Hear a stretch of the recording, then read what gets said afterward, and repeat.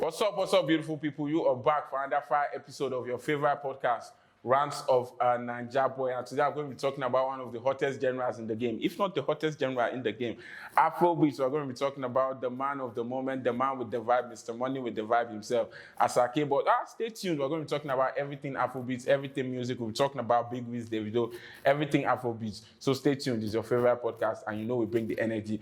But today is a special episode, a legendary episode. I'm having my guy, my brother, an absolute intellectual come up on the podcast. This is the second time he's coming up, so you know it's a legendary movement. My brother, Abdulmuttalib, what's up?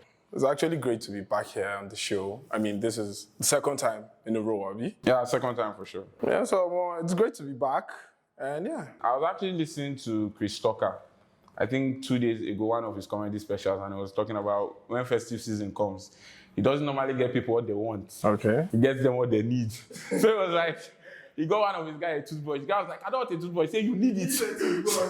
You need a toothbrush. So we're going to be focusing on Afrobeats, the hottest genre in the game. Every single person is hopping on Afrobeats. You can't talk about anything music now Without talking about Afrobeat, I mean. And the guy that has dominated Afrobeats this year, without a shadow of a doubt, is unassailable. Mr. Money with the vibe, Asake. What are you feeling about Asake this year? Asake have had a great run from 2019 up until this time. We had seen him evolved in the music industry, and I think when he had Omope with Olamide. Have you seen that video where he was in a car? with Yemoli, yeah, where Olamide jumped on his track? That was great. I think that was the beginning of his golden run. So it only depends on how far he could sustain the success. Understand? A lot of music fans will recall back in 2019, 2020 when he started his run. But officially, what we know is that 2022 is the year of Mr. Money with the vibe. And you know what's crazy? What I find truly unprecedented about Asake is that he sold out O2 Brixton.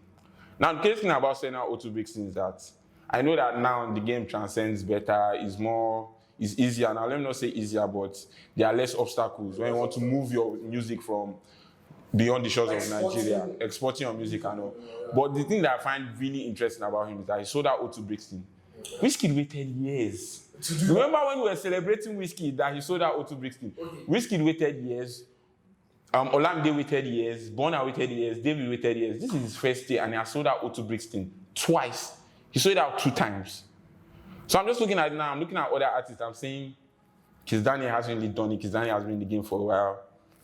I think Fireboy has done it. Trema has not done it. They've been in the game for a while. So, like I said, he is at that golden run at his career where anything he touches is pure gold right now. And he also has this talent but he has found his niche. And it's different. It's actually quite different. Yes, he's different, and I don't think there would be anybody like him. And the whole fallacy of Yoruba cannot be exported or your dialect cannot be exported, he has kicked it to the curb. We've seen wizkid do it. We've seen the likes of Davido do it. We've seen Burna do it. We've seen Olamide do it. A lot of these artists. What's really crazy now is that, have you been seeing those conversations about Asake and Naira Marley? Who had the better run? Personally, this is coming from a personal perspective. I feel like for Naira now. No, not Naira now, Naira then. Naira then, up until now, you could see how how the run has been with him when he released the Mafo. Yeah, now he has evolved, label boss. Aside that, people want to see more. They want more context to his street vibe, which is not given. And these new school artists, they do not have chill. But you know the thing about, I actually have something about, and this is something most people have said, it's not as if it's a hot take or anything like that. But the thing with Naira Marley is that a lot of value that he brought was represented in the culture. So some people liked him about the Malian gang, you don't put your belt on. I don't think if he did not have that cultural relevance, I don't think anybody would have cared about his music. That's not taking anything away from his music. He still dropped spectacular music. He had very, very good hit songs. Don't get me wrong, I'm a huge fan of Naira Marley. I'm not taking anything away from his music, but I'm just saying that if he did not have that relevance in culture, that representation, that fan base, Malian gang, I don't think he would have been as huge as he was. And actually, I think Lil Kesh had a better first year run than Naira Marley. Because if you look at Lil Kesh, and Olamide said the best on Hades stage, right? Yeah, from lyrically to Shoki, then he did the remix with Davido to Efe Joku, then he did Bese. She know the para Bese, she took the entire, he did Bese. So I just feel if I'm looking at it runs and in terms of hit songs, Lil Kesh had a better run. And he went along with the trend at the time, the Shoki trend at the time. Shoki was buzzing. Shoki was probably the biggest dance with them. If you notice, every street artist, I feel like hardcore street artists always work with trend. And you can see Naira Marley coming in at the time where legwork was a thing. There's this thing, I don't know if you can remember Spider-Man, but it trends on TikTok now. Spider-Man and Green Goblin, the final fights for part 1, where he was saying that, what was he saying? He said that you rose up, they found you amusing for a while, but there's nothing people love more than to see a hero fall. So I'm just thinking, what do you think is the height for Asake? How big do you think he can potentially become? Okay. I feel like he's actually even in the right space and in the right family to grow, being signed into YBNL as an artist. And I feel like he has a good background and the right mentor to like actually pave him through. Because Olamide is an OG in the game now. No, Olamide is an OG in the game. I'm just looking at it. There's this tweet that Yaya put out where he said that last year he had only 3 shows. This year he had 20 plus shows. And out of the 3 shows he had last year, he had to beg for 2. And they were free. He had to do them free because he was just trying to get exposure for himself and put his name out there that he's still buzzing. He can still make the crowd go wild. Then the first one, he got paid. So I'm just looking at somebody like Inyanya. When Inyanya came out, Inyanya was buzzing. Not as much as Asake is right now. But when Inyanya came out, Inyanya was seriously buzzing. Inyanya just had to take his shirt off. And the crowd would go wild. Yeah, exactly. And he had the hit songs, he had the personality, he had the charisma. The ladies loved him and everything. Mr. Oyo. Yeah, Mr. Oyo. So I'm just looking at his run. And look at how he faded out. Because if you follow my Instagram, there's this thing I did. Artists who have faded out. Put Cynthia Morgan, put Ice Prince, put Inyanya, put Shantizu. I feel like Ice Prince is still trying to stay afloat.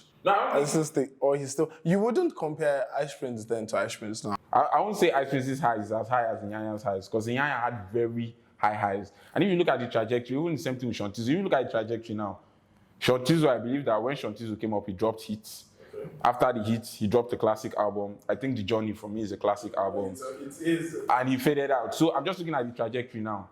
Mr. Money with the Vibe, Asake, he came up, he's dropped, for me, a classic album is an album that is a 9/10 or a 10/10. I think the album is a 9/10. From your rating? Yeah, from my own rating, I think it's a 9/10. So I think it's a classic album. And what really strikes me out about this thing, because I'm now looking at the past, Asake will go to concerts and will have people perform his album, all the songs, word for word. So I'm just looking at, when Olamide came out, Rhapsody, I don't think people were performing the songs word for word. It was a phenomenal album. MI Tune, I don't think they were performing word for word. The only person I can really recall. You would say for MI, you have hardcore fans who are... No, MI has hardcore fans, but I'm saying his first album, I don't think people were rapping it. The person I can recall that I feel people were actually singing his album when he went to concerts because he was touring word for word was Wizkid Superstar. Because I know Superstar, when Superstar came out, a lot of people were actually following it word for word, singing at his concerts. And it's the same thing with Mr. Money with the Vibe, Asake. I don't know why I keep on calling him Mr. Money. Because it's Mr. Money with the Vibe. So I don't really think that I see that, or I've seen that for any artist. Because they're singing every single song word for word. I don't think I see that for most artists now. So I'm just saying that's one of the things about his greatness that defines his legacy. I feel like that's not even the only defining factor about Asake.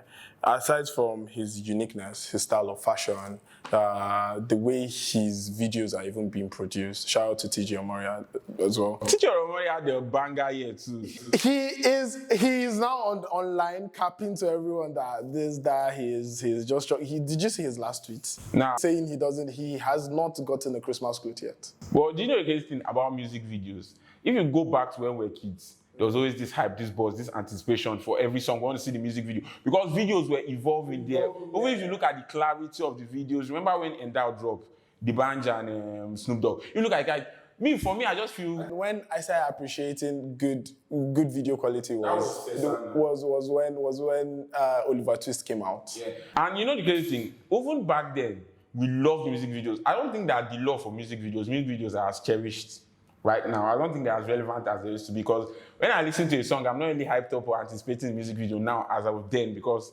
then we had fewer things to look at. There wasn't TikTok, we didn't have social media, we just had music videos, so we'd always anticipate. So for me, I just feel, apart from the streams, I don't really see the importance of music videos again anymore as much as they used to be. At the end of the day, I feel like people just want to listen to good music and vibe. So you bringing out a good music video, well, we just put a cherry at the top. The reason why I said that is because of, do you see the chat between Black Bones and We'll go back to Asake Shabo quickly. The chat between Black Bones and TJ Omoide, I say $30,000. For a music video. That's too much. That is not too much. $10,000 for a music video, for me personally, is just too much. Because of, if you look at the money you are going to generate, if you look at YouTube, the way they compute YouTube revenue and all. Do you know, like, we have directors that, like, earn higher, Charge higher and charge higher than that, than $30,000 than $30,000 in Nigeria. Not in Nigeria. He's now trying to. Okay, what's wrong with he knowing what he brings to the table? That this is the value of what I bring to the table. No, obviously. No, he has set the bar in Nigeria now. If I have an artist, or if I'm an artist that want to shoot a music video, and I look at how much is coming in, I look at my income streams, realistically, can I afford to pay somebody $30,000 to shoot a music video for me? Considering the relevance of music videos in today's age. You should also have it in mind that he is out to make business. Yeah, and obviously, if he's going to put a price tag to what his value is, that means he's actually worth it. He feels he is worth it. And he has this targeted audience that he knows would pay. I'm never going to be against a man getting his bread. And another funny thing was how everybody was now fixated on Apple Music #1 this year. And do you know, I actually find it ridiculous, no disrespect to anybody, when people are fixated on Apple Music, because let me shock you to one start. What's the population of Nigeria? 200 million or 200 million plus. How many people do you feel use Apple Music in Nigeria? Just guess. More than half of that population. More than half of that population. So you're saying 150 million people. Yeah, you're living in one side of the world. How many people have iPhones in the first place? Have you been to Computer Village? Everybody you see has an iPhone. No. You can use Apple Music with Android phones or whatever. But what I'm just saying, okay, let me tell you the amount of people. 200 million people in Nigeria. Okay. The amount of people using Apple Music factually in Nigeria, 300,000 people. It shocked you, Abi.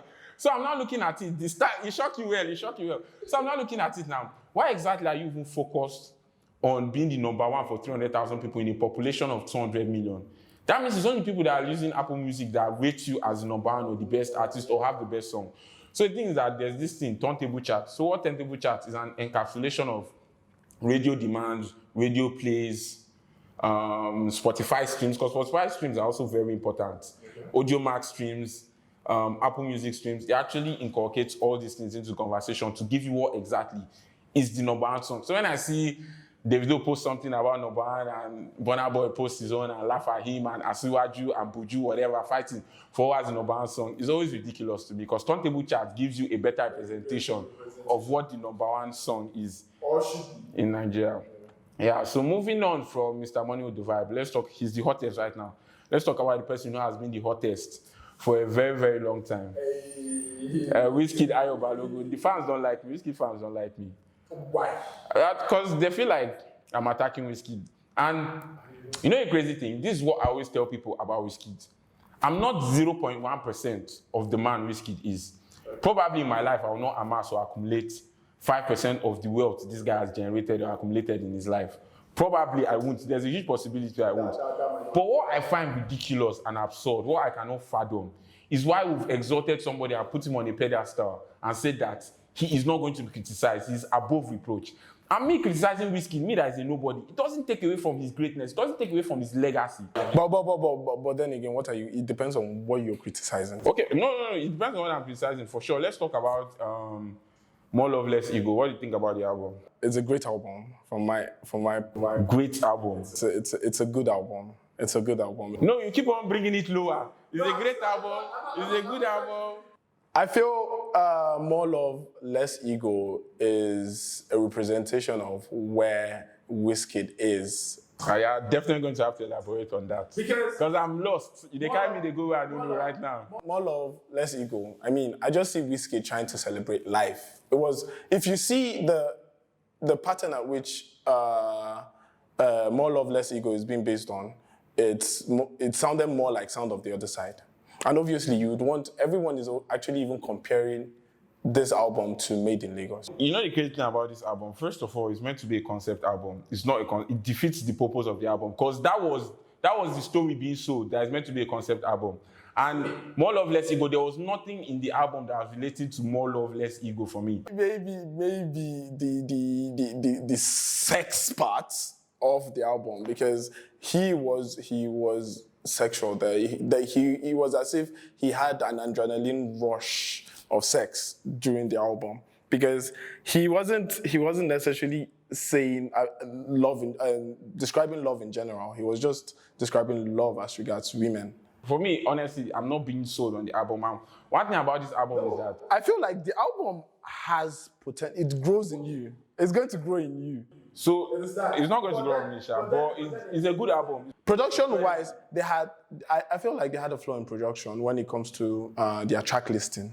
I think they didn't get their track listing. If you're trying to compare the track listing of More Love, Less Ego to Made in Lagos album, Made in Lagos album track listing was exceptional. The thing with Made in Lagos is that nobody saw Made in Lagos exploding to what it amounted to. Made in Lagos was highly anticipated, if you can remember. But the level it exploded to how viral. People also had that same expectation for More Love, Less Ego. Exactly, that's what I'm saying. So now I am trying to tell you that, okay, if you'd see the pattern at which Made in Lagos album took was the sole purpose of that album was to be exported. For sure, 100%. But he said that he's doing it for his homeboys. So look. I'm just going to be honest with you. There's somebody on your Twitter space I go on, Palmwine Papi's Twitter space, Turntable Chats or whatever. He had heard the album before the album came out. And when Wizkid released Bad For Me, so Bad For Me obviously, it was an underwhelming song. Let's be honest, this is not anything against Wizkid. It was an underwhelming song. It's not a hit song. And no song of the album has come out to really be a gigantic hit. He wanted to replicate the whole Thames and Wizkid thing, essence with the whole Arya Star thing. It hasn't really worked out. But what I'm saying is that with that album, first of all, it didn't reach the expectations at all. It was a concept album. It did not really serve the purpose. The cohesion did not match the concept, the More Love, Less Ego fact. Then, if you look at sonically, it was amazing because obviously he works with the best producers in the world now. So sonically, he's always going to achieve a great album. But my own issue with the album personally was that the fact that it did not just reach expectations, it wasn't good enough. And he said that he's doing this album for his home people, for his Lagos people. No, that's because people are trying to look at it from the lens of Made in Lagos. Okay, maybe for you it wasn't given, but for me it was given, but not given to the extent that it was an incredible album. Okay. Is Made in Lagos better than More Love, Less Ego? Yes. 100%. It's a better album than More Love, Less Ego. I feel like that would be an undefeated album that Wizkid has for now. Made in Lagos. Made in Lagos. You think it's his best album? Yes. But I don't think it deserves the name Made in Lagos. I think it deserves the name Superstar.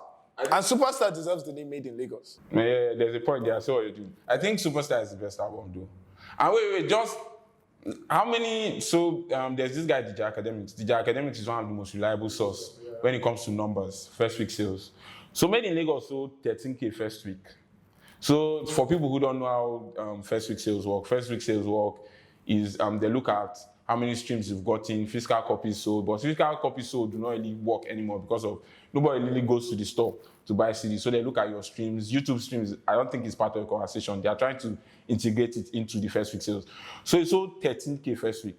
Okay. And his compatriot, his guy, Odogu, Love Damini, sold 25K first week.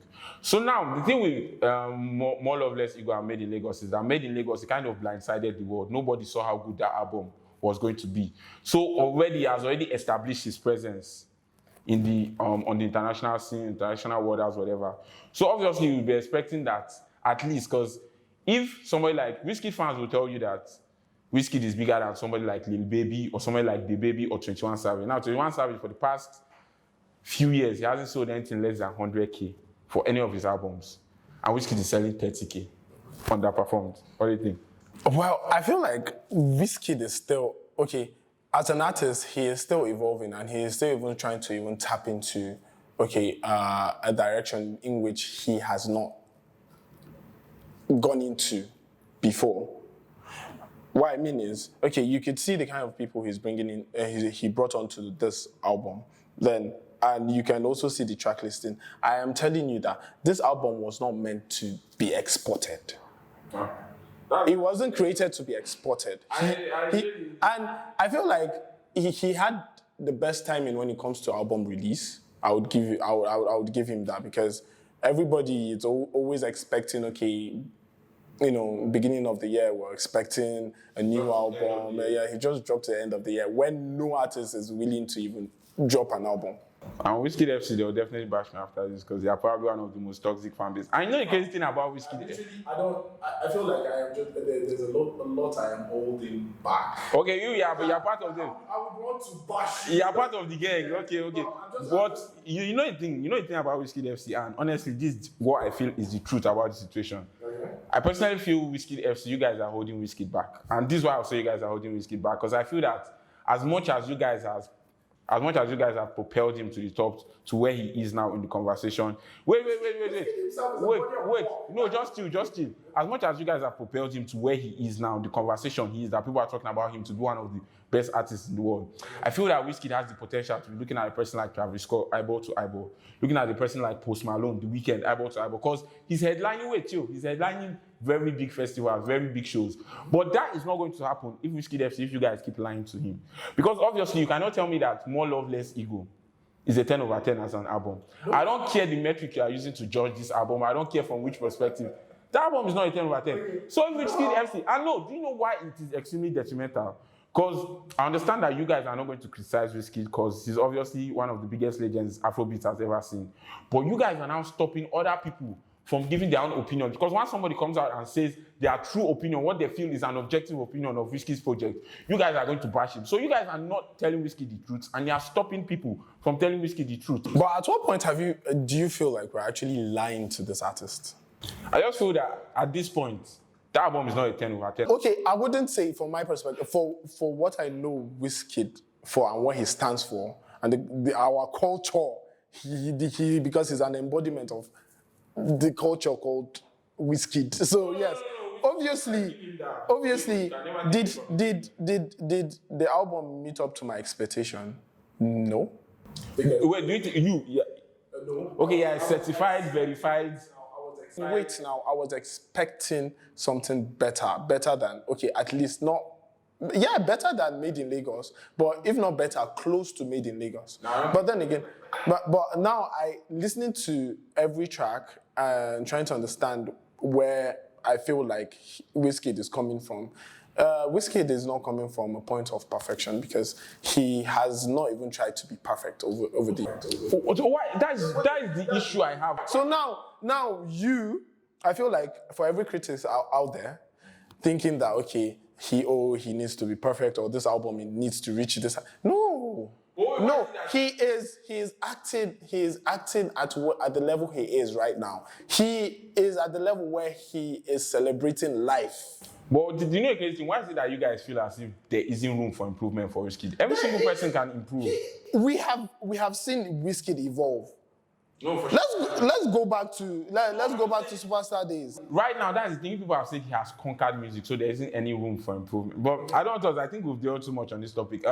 Last night he was at his concert. He said that moving on, nobody will pay for a Wizkid show. How feasible is that? That's the motive. He's trying to build a larger audience, and what better way to build up numbers? Wizkid is trying to build a larger audience. He already has everybody. Now you're coming into the circle. No, I'm not saying I'm coming into the circle, but I don't think that. I'm just saying he said they've showed him too much love. He's performed everywhere around the world. So imagine most of his concerts are now free. No, I don't think that's possible. And up to standard. Wait now, and up to standard. Wouldn't you want to go? No, I would not. You would want to attend? I would not attend. You would not? Because I would fear for my life. A place that is free for Wizkid, every single person wants to come there. There's a possibility of congestion. There's a possibility of trampling. There are so many things there are so many red flags for telling you. But if it was any other artist, you would go? I can't go for a free show because every single person wants to go. You want to tell me that you've never been? You want to tell me you've never been to a free show before? No. Oh wow. I've never been to a free show. Okay. Oh, good. It's not a matter of money. It's just that you put money to filter people out. I don't even know how we've now focused on Wizkid when we're supposed to talk about Mr. Money with the Vibe throughout this episode. So now, Asake now, how far off do you think he is from the trifecta? Or are we going to call them the big three? I think it's a big four, sharp. I don't think it's a big four. But me, You don't think it's a big four? I don't think it's a big four. It's a big what? Who would you put as the fourth person? God of mercy, the disrespect. Who? Wait. I'm about to explode on you. Wait, just chill. Let's talk about Olich. Every single artist now is having their festival, having their concert. Who set the pace? Who started it with Olich? Olamide live in concert. Mr. Olamide Badu. Let's talk about label structure. Now, the big three we used to have was Two-Face, P-Square, The Band. The Band, there were some certain issues he had with Don Jazzy. Label structure was a problem. Two-Face has his own issue with Kenny's music. Label structure was a problem. P-Square has come out to say that they don't like the way the money was being apportioned with their brother Jude and everything. Label structure was a problem. No single person has come out from YBNL to come and complain about label structure because of Olamide has accomplished an efficient and effective label structure. I'm not done yet. Olamide, remember the Hades Award? Olamide had an issue with Don Jazzy, went and tweeted out Don Jazzy. Tell me one person, one artist right now in the game that can attack Don Jazzy and go scot-free. With the way Don Jazzy is beloved, with the way Don Jazzy is acknowledged, respected in the game, the Don himself. Tell me one other person other than the Olamide Badu that can go and attack Don Jazzy. Forget that I will not give you Jazzy Burger. But serious talk now. Tell me one person. But honestly, but if you should look at Olamide or Olamide right now and what Olamide during his glory days, it's not as if he's not still having those glory days. He's an OG, everybody knows that. But he is not it's more like he had taken this a backseat on at this music thing and just creating opportunities and way for the younger generation to thrive. Because he knew what it was like coming into the music industry during his own time. He knew what the struggles were like. So I feel like now he creating that perfect structure you've said, is creating that environment for the likes of Fireboy and Asake to thrive. And you know a great thing? One thing I allowed, you catch too. He has died of boys. You can't blame label structure. But now the question was, okay, you were saying he's supposed to be part of the big four. But this is my last point on it. You look at what wizkid is doing, maybe in the next 50 years, it might be replicated. Look at what Burna is doing, maybe in the next 50 years or in another lifetime, it might be replicated. Have you seen what this upcoming artists are doing in a very short period of time? What Olamide has done, it can be emulated, but it will never be replicated. Only time will tell, actually, but I highly doubt what you're saying, honestly. Okay, so how far off do you think he is, sir? How far off to? Do you think he can give us 10 consistent years? No, you say it's big three. You be saying your big three, I'll be saying my big four. So big three, I'm asking you a question, how far off is he from the big four? You can answer, how far is he from the big three? You can answer like that, say your own big three. For me, it's big four. From now till tomorrow, Olamide would be a highly respected artist in the industry. You cannot come into the industry without acknowledging Olamide, the likes of Olamide. But then he's not part of that race now. He doesn't want to be part. And if he was, I tell you, for the next 10 years, Olamide will still be the shit. And he will still be the shit with the way he's even structuring himself. Right now, at this very moment in time, Olamide drops a concert date, 29 December. I'm good. Burna Boy drops a concert date, 29 December. Okay. Who has more ticket sales? Burna Boy, what are you saying? In Nigeria. If you're hosting such show in Abuja, you have more people go for Burna Boy than Olamide because Burna Boy is actually what is popping now. No. Fam, all through this year, the anthem was last. So what are you saying? I'm just saying, Olamide for me is in that conversation. Which artist will make a heartbreak song, a club hit song? Zinoliski can do it. Yeah. If he tries. But just realistically, Mr. Money will divide. Do you think he's giving us 10 more years of consistent hits? Or do you think we'll get exhausted with his style of music? I don't think because if we were, he literally gave us a whole album. With the same style, right? Not the same style. I wouldn't say the same style. With which is niche. So, you know what's crazy? I'm going to give you the power. I'm exalting you as the guy that is going to select the R&B Artist of the Year. R&B stands for Rounds of the Naija, but Artist of the Year. So, we're going to be doing knockout, round of 16. You know this World Cup period. This is World Cup period. So, I'll give you two artists. When I give you two, you select. So, we're going to start with round of 16. Then we'll move on to the quarterfinals, move on to the semifinals. They will now give the R&B title to the Artist of the Year. This is probably the last phase of the podcast. So, first of all, I got Davido and Olamide. Who are you taking? Sorry, Davido and Omale. So look at Omale, he dropped an album. Really I'm taking Davido. Over Omale? I'm taking Davido. No, I'm not saying who's the better. Who are no, that yeah. 2022. Yes. Okay, I wouldn't say his album lacks structure. He would have done better. Wait, you're talking about Omale's album? Yeah. I feel like he would have done better. And if we're talking about great 2022, fam, this guy, Davido has had a lot of endorsements over the years, over the year. So Davido had a better 2022 than Omale. Okay, so let me just quickly drop a disclaimer. I'm not responsible for the opinions of my guests on this show. Okay. So we're taking Davido. Davido moves on to the quarterfinals. So next up we have Asake and Marakun. Asake had the best year. I think this was easy. No disrespect to Marakun. Marakun is the boss in the game. Back from office, I mean. Yeah. Shout out to Marakun. Wizkid and Adekunle Gold, who is progressing to the quarterfinals. Wizkid. Adekunle Gold, catch me if you can. So let's look at it. Would you compare? Which was the better album? More Love, Less Ego? More Love, Less Ego. I would say it today, tomorrow, next tomorrow, always. I think Catch Me If You Can was the better album, dude, but I think Catch Me If You Can was the better album. You're not coming from a place of love right now. No, I'm actually being honest. I think Catch Me If You Can was a better album than More Love, Less Ego. I've got love for Adekunle Gold. Tiwa Savage Thames. Thames was on Future's album, had a very good year. So many concerts abroad, but Tiwa Savage. This one is a sticky one. Tiwa Savage had Loaded. Not even Loaded. Had a very good year. Concerts around the world. And Sex Tape, Drama. Was it this year? No, it was last year. It was last year, but still. So Tiwa Savage Thames, who are you picking? Who's the queen of Afrobeats? The uprising superstar versus the superstar who has been in the game for years. I think it's Thames. I'll give that to Thames. Yeah, I'll give that to Thames. We got Rema versus Kiss Daniel. Kiss Daniel had probably the two biggest songs, Cough, Booga. Yes. Then we have Rema, Calm Down. Wait, but internationally, I feel Calm Down is bigger than Booga is bigger locally, so... Rema, of course. Rema. Okay, Jazzy Burgers for you. You're definitely getting your Jazzy Burgers. So moving on, let's see, Fireboy Aria Star. Aria. Okay, but you know, my problem with Fireboy's album, yeah, is he has great songs in there. I feel there's a bot coming there. Still the problems, track listing. Then we got this one. Man, my guy. We got Burna Boy, M.I. Abaga. M.I. Let's forget M.I. the guy. And disclaimer, you know this about me. If there's one thing you know, is that I am a huge M.I. fan from Genesis. Chocolate City, How Do Mekori Days. It was M.I. Burna had a great year.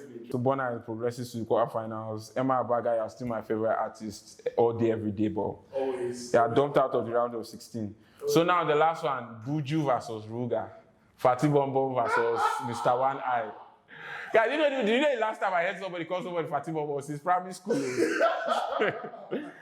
So Buju versus Ruga, I think this one is really tough. I don't think. Okay, wait. Buju dropped a project Bad Since '97, and he featured Wizkid. I think that's the biggest flop of this year. The fact that you got to feature Wizkid on the song and it did not go anywhere. So for me, the song is it Runaway? Sorry. It doesn't matter whether it's a bad song or it's not a good song. It's not a hit song. It was a good song. It was a really good song. Ruga, who are we taking? Buju, please. Over Ruga. Asiwaju, red flag. Asiwaju is topping top 100, even if it's only 300,000 people that are using Apple Top. Okay, I'm a Buju fan, and Ruga, I don't really like the waist thing he does, and I hate the song Girlfriend. So now we're moving on to quarterfinals. We got Davido Asake, who is going on to the semifinals. Mr. Money with the vibe, man. Semifinals, we got Wizkid and Thames. Wizkid? We got Rema Aria Star the Bell 2022. Rema did a song with Selena Gomez. Can you imagine watching Selena Gomez from Wizards of Waverly Place to actually hopping on the track with her? No, because I watched that. You had to relate to that god. Then we got Burna and Buju, who are the Bell 2022. Burna, obviously. We're now moving on to the semifinals. Let's get our finalists. We got Asake and Wizkid, who are the Bell 2022. This is where it gets really tough, really dicey. This is like Mbappe, Messi. Asake. Okay. Then we're going with Rema and Burna, who are the Bell 2022. Burna. Then, ladies and gentlemen, you know what time it is. It's your favorite podcast, Ranks of a Naija Boy. We're on to the finalists. We're about to exalt, crown the R&B Artist of the Year. This is where the shocker comes in. We got Burna and we got Mr. Money with the Vibe. Both dropped very good albums. Love Damini, Mr. Money with the Vibe. Both have had an incredible 2022. It all cast. Last. Now everybody go chop breakfast. I feel like Asake just had his own with this. Though it is Burna Boy, man. Yeah. So, ladies and gentlemen, we are crowning Mr. Burna himself, Odogu with the money, as the R&B Artist of the Year. Oh yeah, no. I'm just shocked that I had some shockers here, but again, my disclaimer: I'm not responsible for the opinions of my guests on this podcast. But no, it is what it is, yeah. So my brother, my guy Talib, what I plan for 2023, what is happening? With all that 2022 had left behind, everybody has seen Premium Shaggy, no matter how little or shape or form. No matter how little any... Over my videographer going to say, I see Shaggy this year. Everybody has chopped their bit of Shaggy, and I Everybody just don't chop their breakfast. hope... obviously, no. So that's why everyone could relate to Last. Now, Do you see that video that trended, the way the girl was singing? yeah! See, that one, a hammer, they use breaker. Straight blow. Then 2023, I pray things will be better than the way it is right now. Not just for me, but in the world right now. Thank you, my brother Abdulmuttalib. It's always a vibe when you come up on your favorite podcast. I know it's your favorite podcast. Rants of a Naija boy. The energy is always different. The swag, everything always seems immaculate. It's always a pleasure having you. Thank you, my brother. Hopefully see you on more episodes because the energy is different when you come on. And ladies and gentlemen, make sure you keep streaming. You know you can get this podcast on Apple Podcasts. It's going to be up on YouTube, on Spotify, on every single platform. Your favorite podcast is going to be available. So make sure you listen, make sure you keep tuned, and make sure you share. Rants of a Naija boy. That's what's up.